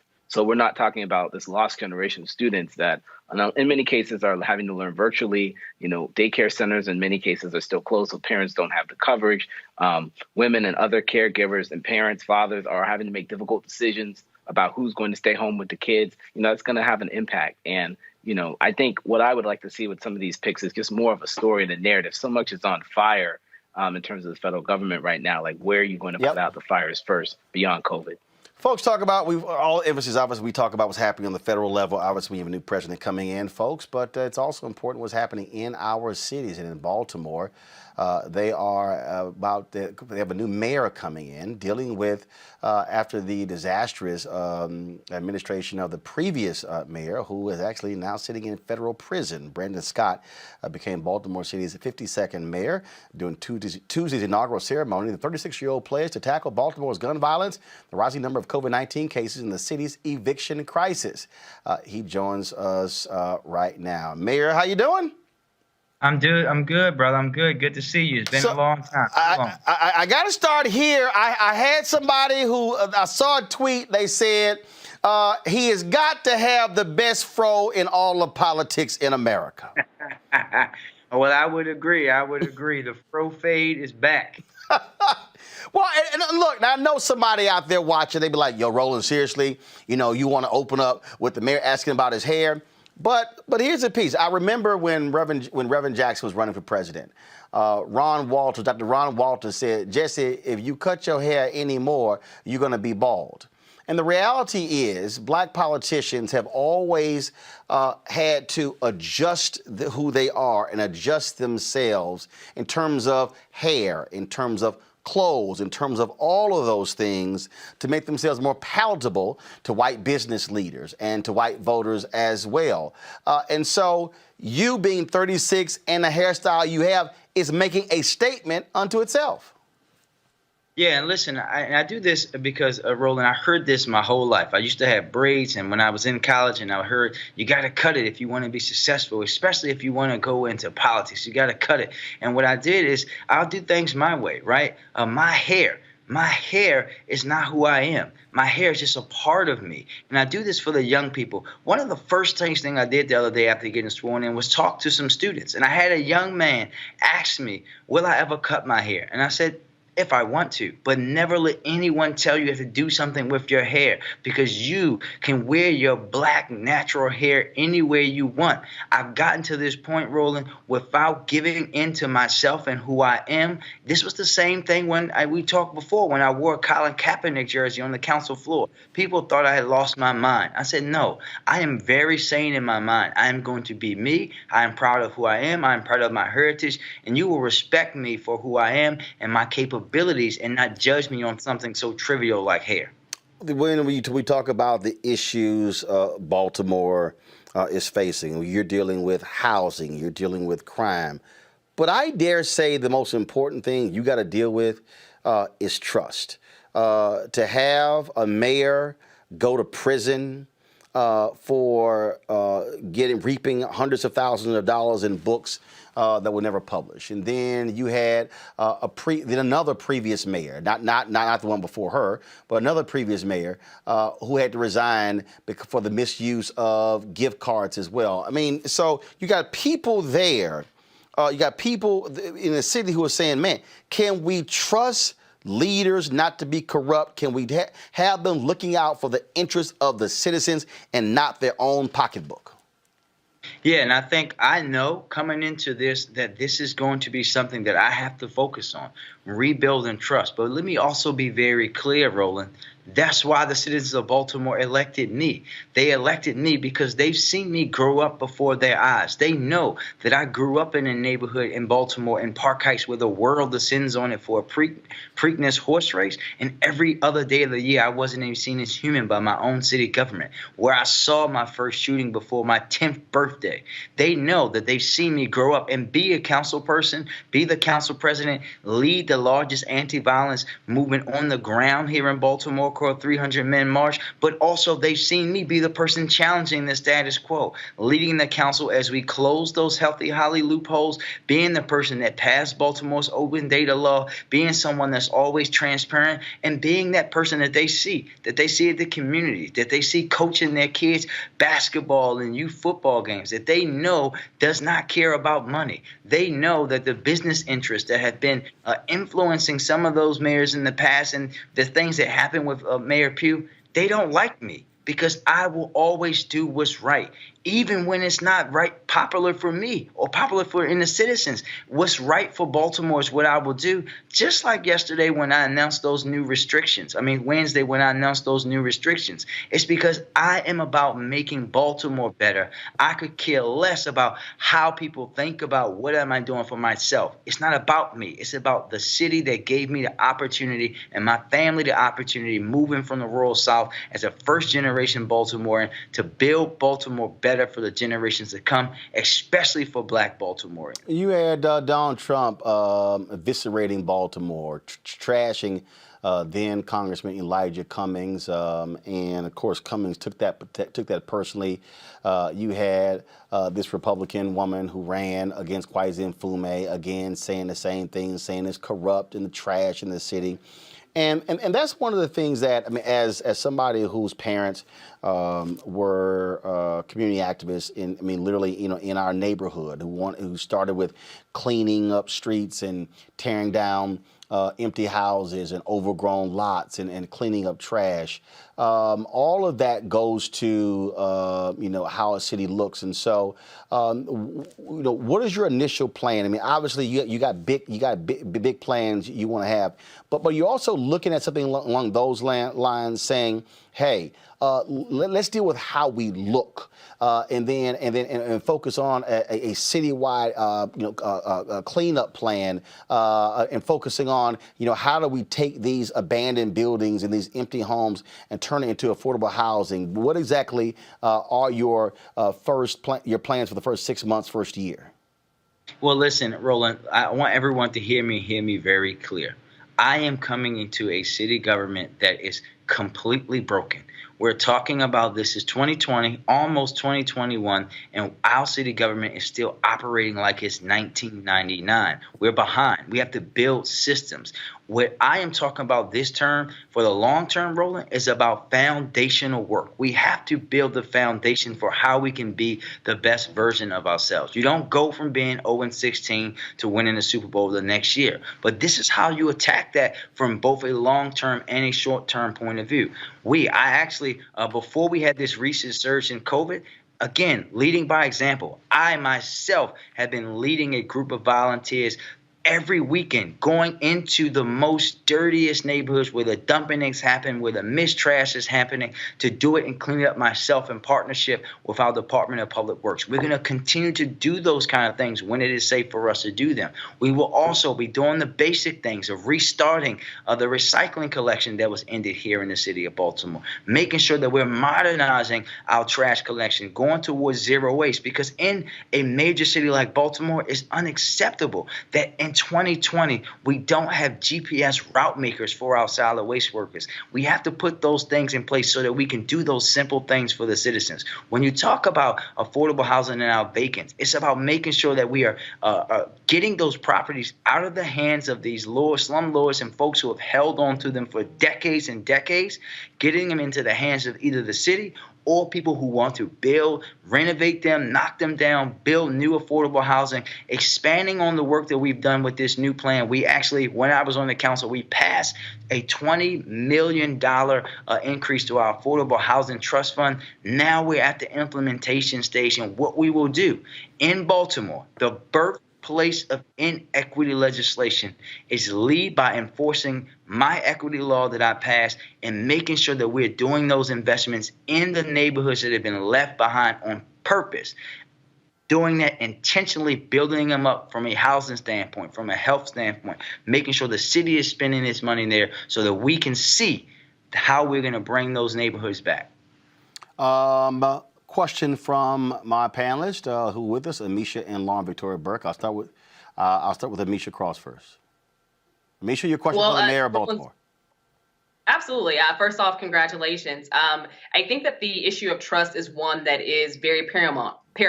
Obviously, you're one of the youngest mayors that Baltimore has ever seen. I think that with that comes its own power and strengths, but it also comes with sometimes some downsides as well.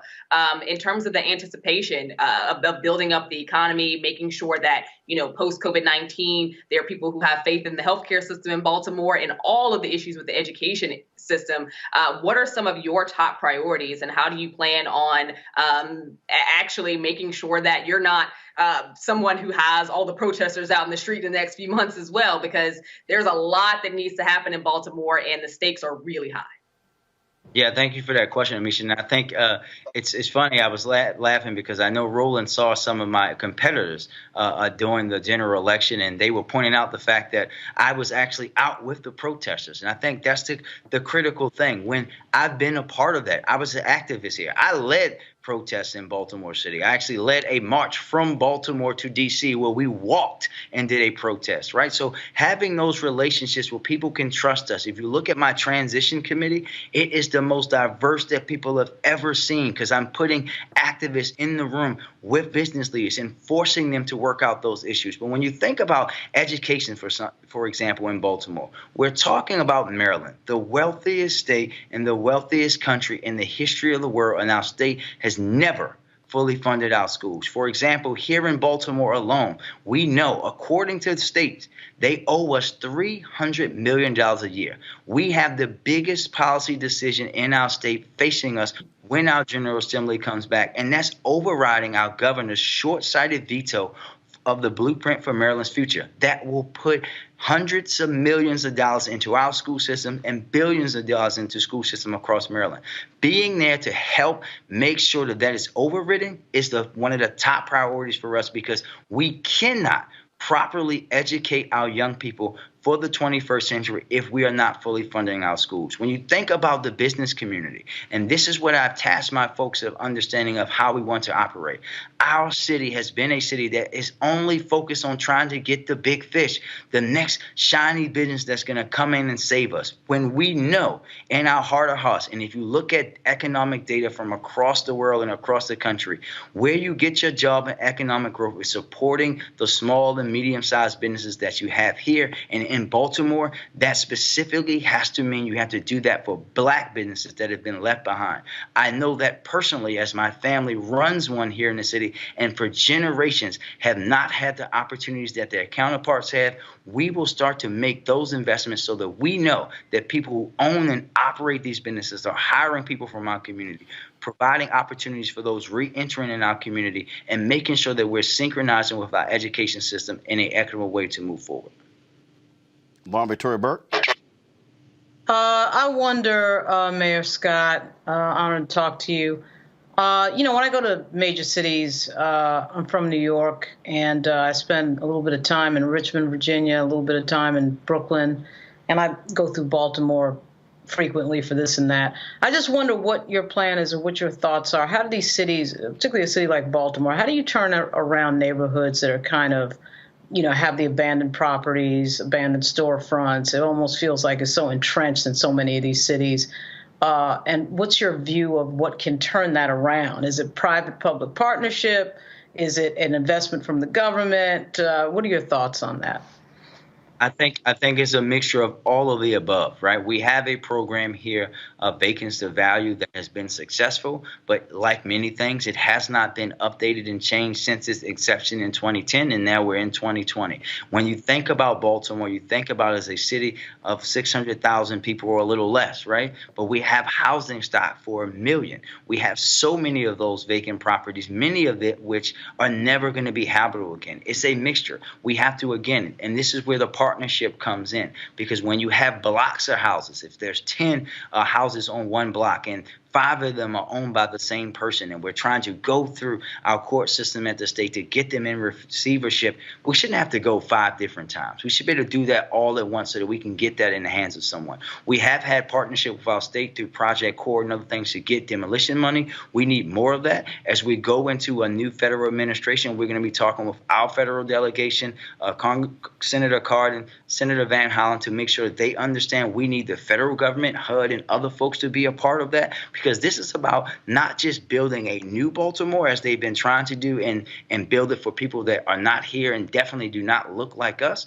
but this is also about making sure that we're providing that opportunity. And this is where the equity portion comes in. We see some of that work, and there's great work going on here in Baltimore. If you go to East Baltimore where they filmed The Wire, they are now selling houses for $225, $250 in a neighborhood where you could get a house for $7,000, $8,000 when I was 25 years old. But that has to be expanded upon. They have great work happening in the Johnson Square neighborhood where they are now taking people, community-based supported development, where they're taking people who are renting in a city where they're renting $1,200, $1,300 and putting them into home ownership where they pay $800, $900. And think about the opportunity for Baltimore, our proximity to D.C. When you think about the MARC station that we have in West Baltimore, think about that access where we could actually build up and support black neighborhoods, getting black folks here, black folks who are coming from other places like D.C. to Baltimore. We have to do that in a very concentrated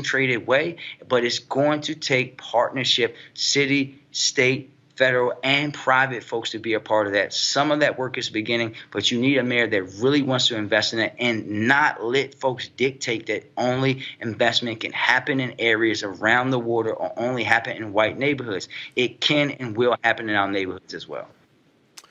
Mayor Brandon Scott, we certainly appreciate it, sir. Thank you so very much. Certainly look forward to having you back on the show. Let me know anytime you want to come on. And then also, hopefully, with this COVID stuff, we look forward to going down the street and doing Roland Martin Unfiltered from Baltimore. So keep us abreast of the good things happening there. And we certainly will let our folks know what's going on. All right, you will do. And please stay safe, everybody. Thank you. Indeed, we appreciate it. Thank you so very much. That's the Mayor of Baltimore, Brandon Scott. All right, y'all. Man, sad story here. Another Brandon, 40-year-old Brandon Bernard, was executed last night by lethal injection at the federal penitentiary in Terre Haute, Indiana.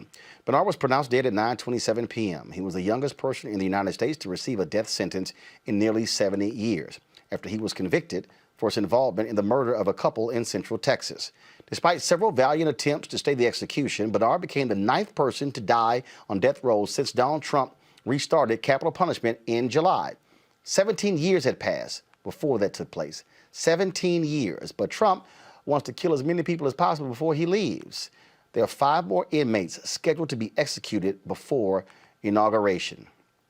Also keep in mind, 5 of the 9 jurors that convicted him said he deserved to not be executed. That's what happens there. Folks, we've been covering the Georgia Senate race, and while we were in Georgia in the past week, we had an opportunity to catch up with Jon Ossoff, who was challenging David Perdue for one of those 2 positions. If Jon Ossoff running against Perdue, you have, of course, Raphael Warnock running against Kelly Loeffler. Here is my interview with candidate Jon Ossoff. So Jon Ossoff, these drive-in rallies are not necessarily how politicians want to campaign, but you got to make do in the situation. Yeah, we have to build energy and inspire turnout while also protecting public health, and we have to set a good example. This is a dangerous time for public health across the country and here in Georgia. And so we're energizing people with our message of health, jobs, and justice, and inspiring people out to the polls while also making sure that we're looking out for people's health. Which is a stark contrast from the rallies that we see led by Trump and Pence and Republicans.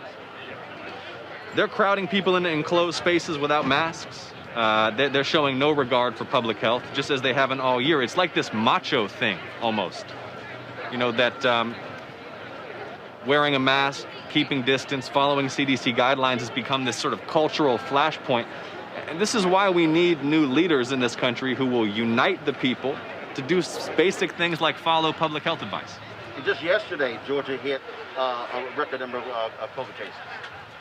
Yeah, look, the virus is spreading out of control across the country. This is the consequence when politicians ignore, suppress, and disregard scientific expertise. It's the same thing that's happening with the environment, where you've got politicians funded by the oil and gas industry who have been suppressing climate science for decades. What we've seen with COVID-19 in America this year is politicians who have been suppressing epidemiologists, infectious disease science. As you know, Roland, we have here in Georgia the CDC, the Centers for Disease Control and Prevention. They were sounding the alarm in February, but politicians were suppressing those voices, and that's one of the reasons that this is so out of control now.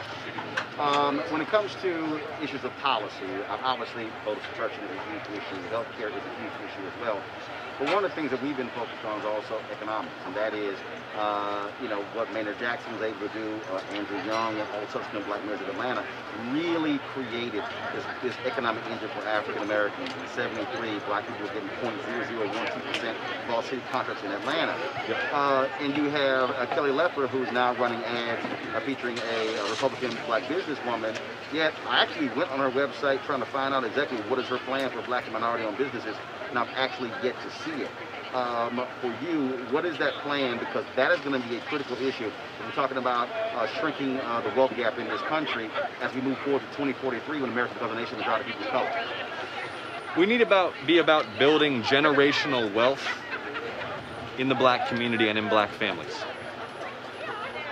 Working people in America, and especially working class black and brown people in America, are forced onto this treadmill of financial precariousness and debt, never able to get ahead of the bills, never able to invest, never able to take equity in a home or put money away in a 401k because the rent, the car payment, the prescriptions, and education exceed what can be brought in.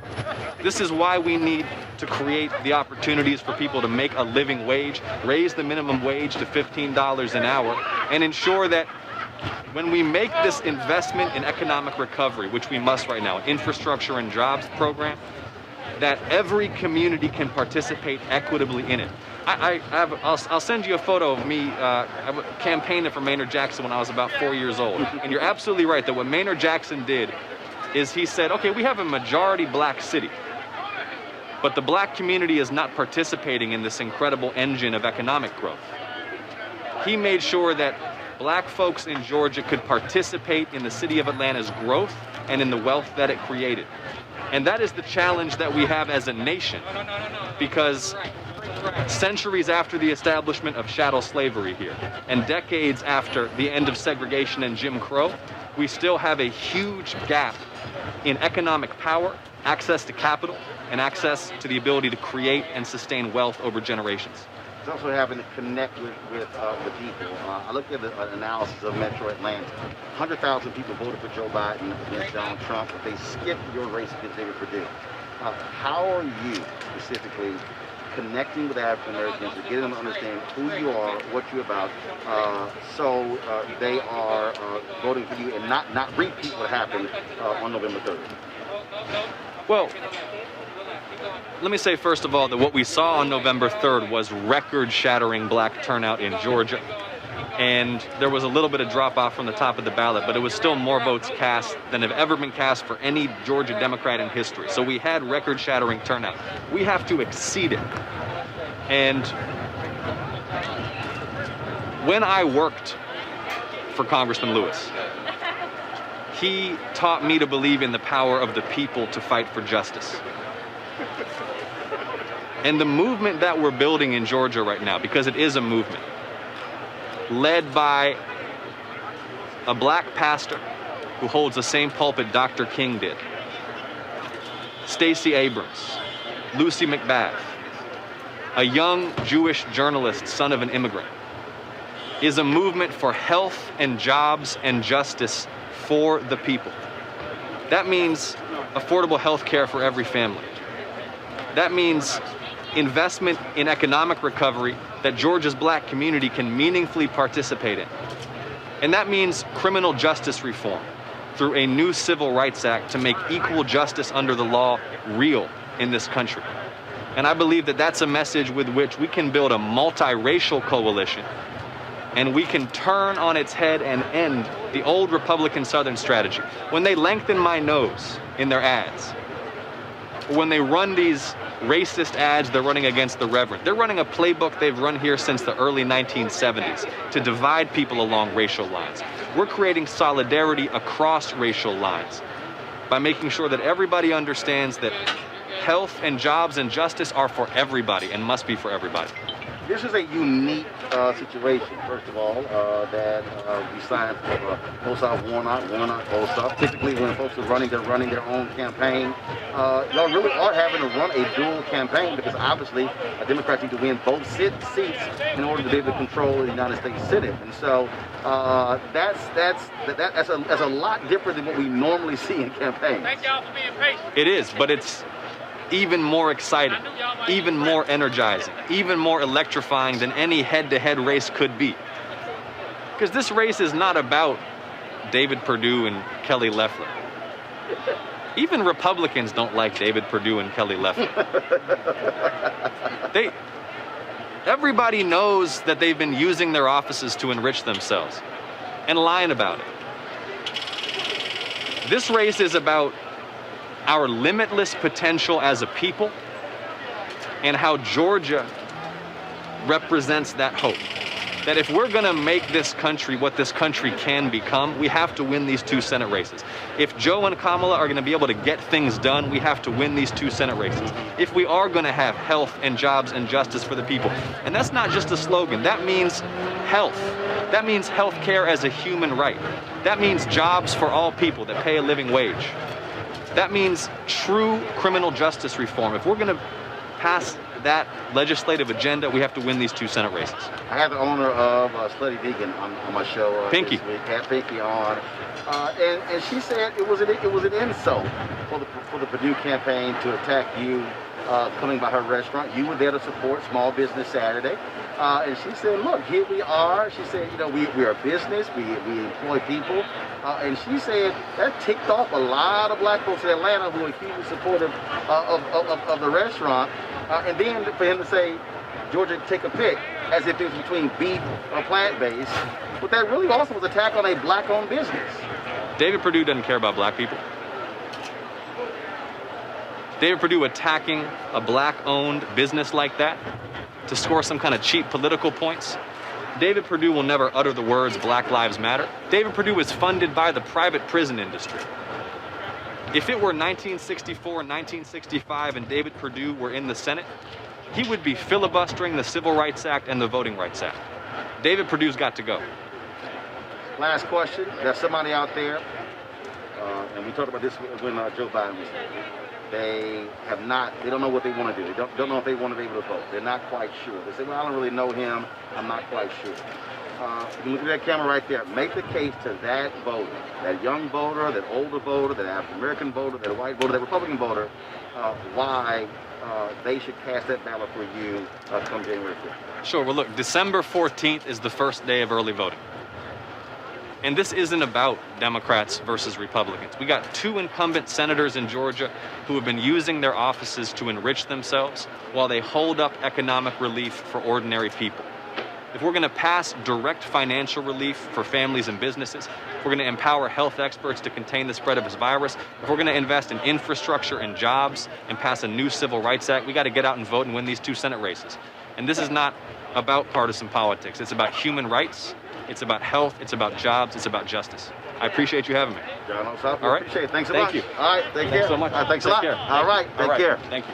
All right, folks, just a couple of things here. Tomorrow, a lot of things happening on tomorrow in Georgia. Folks, remember, early voting starts on Monday. Starts on Monday. Amisha, Lauren, what we're about to see again, the intensity pick up in the streets out here for what's going on the campaign trail. This is what's happening, taking place on, go right to, this is Saturday. This is Saturday. The folks at Black Voters Matter, they are having at 3 to 5 tomorrow in Macon, Georgia, the Harriet Tubman Museum. They're having their tailgate Christmas concert. That's tomorrow. On Sunday in Columbus, at the Columbus Civic Center, they're also having a concert there as well.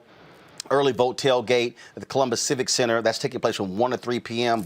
Of course, Roland Martin Unfiltered. We're going to be live streaming both of those events. Also, 5:30 tomorrow in Albany, Georgia. Reverend Warnock is going to be having a campaign event. I'm going to be there. I'll be in Albany 5:30 tomorrow for that particular event. And also, Teresa Lundy sent me this here. I'm going to show it for a second. Tomorrow at 1 p.m. in Albany. I wish they had sent me this earlier. We would have been there in time. We're going to get there actually after the fact. But the Black Bikers are having their event in Albany tomorrow. They are going to be, it was wide open. They're going to be, of course, encouraging people, really encouraging them to vote beginning on Monday. That's going to be taking place tomorrow in Albany. It says kickstands up at 1 p.m., leaving from the cafe there in Albany, and this is going to be really critical, Amisha.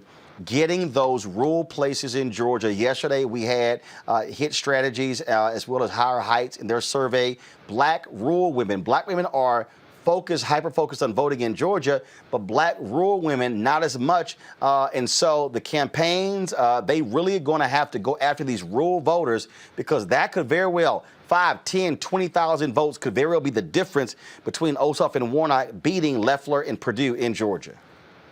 No, you're absolutely correct. And because there are so many rural counties across Georgia, I think that one of the things that the Democrats have often to their own detriment left out is thinking when they think rural, they think white people, as if Black people don't live in rural areas, and where you don't touch, where you don't reach out, you don't see any fruits, you don't see anything happen. Those people don't turn out because nobody speaks to them. I think that at this point, we are at a flashpoint in American history where these people can no longer be forgotten. They have to be inclusive. There has to be outreach to them. There has to be dedicated motivation towards pushing them to vote and recognizing that, particularly in Georgia right now, the time is we're up against the wall here. You have to make those efforts right now. And that Georgia is more than Atlanta and the surrounding area. So I think that, this is a very important time for organizations, Black-led organizations as well. I love what the bikers are doing. I love what some of these other organizations are doing and putting a spotlight on areas that aren't within a rock throw of Atlanta. Look, you got to go outside of Atlanta, Lauren. And again, those rural votes are going to absolutely matter. Yeah, and I'm sure they will go outside of Atlanta. And I'm sure that the GOTV campaign is all over the place. Frankly, I don't know how they're doing it. We're having this COVID spike at the same time. It's a real challenge to be doing that work in this situation, but I'm sure that they're doing it somehow. It's going to be interesting to see how the turnout is, because any special election, the turnout question is always really difficult to answer. But this is obviously is a huge moment. It's about control of the U.S. Senate, and it's about effectively giving President-elect Joseph Biden, the chance to actually govern. Again, folks, so this weekend, folks, look for us to live stream 3 to 5 from Macon, Georgia. Black Voters Matter from 5 at 5:30. The Warnock event taking place in Albany, Georgia. Then on Sunday, we'll be in Columbus, Georgia with Black Voters Matter, live streaming that event as well right here. And so you follow us on YouTube, Facebook, Periscope. And don't forget, Monday, first day of early voting, we're going to be going around doing interviews there. Tuesday, Joe Biden comes to town to campaign for John Ossoff and Raphael Warnock. We will be there on the ground showcasing you that as well. And so this is why we created this platform. We're not about sitting here waiting on mainstream media to cover our stuff. We can do it ourselves. And so we want you to support us in what we do. Every dollar that you've given to us has been hugely beneficial to be able to cover the kind of stuff that we're talking about. That's why we want you to support us by joining our Bring the Funk fan club. Go to our Cash App, $RM Unfiltered, PayPal.me/R Martin Unfiltered, Venmo.com/RM Unfiltered. I need to have Keenan add Zelle to this. this. The Zelle email is roland@rolandsmartin.com. You can send a money order to New Vision Media, NU, Vision Media, Inc., 1625 K Street Northwest, Suite 400. Washington, D.C., 2006. And so we certainly thank all the folks who support us in what we do. Lauren, thank you very much. Amisha, thank you so much. Andrew left early. We thank him as well. Folks, that is it for us. But before we go, my apologies, folks. Of course, we do have one last story in memoriam. Of course, Tiny Lister. Of course, many of us remember him from being in the movie Friday and so many others. Was found dead in his home yesterday at the age of 62. According to Lister's manager, Cindy Cowan, deputies arrived at the 62-year-old's Los Angeles apartment for a welfare check. Upon arrival, they found Lister unresponsive. Cowan says Lister was experiencing COVID symptoms. However, at this time, an official cause of death has not been determined. He started his career as a pro wrestler and then went on to become best known for his role as Debo in the Friday film franchise. He also played the role of President Lindbergh in The Fifth Element. And he played Adam Sandler's brother in the film Little Nicky. Lister leaves behind his wife, Felicia Forbes, and their daughter, Faith.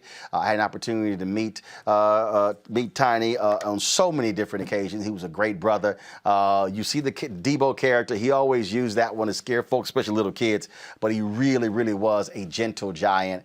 And we certainly are going to miss his presence. And so we pay our respects to Tiny Lister. Folks, so we always end our, that's it for us.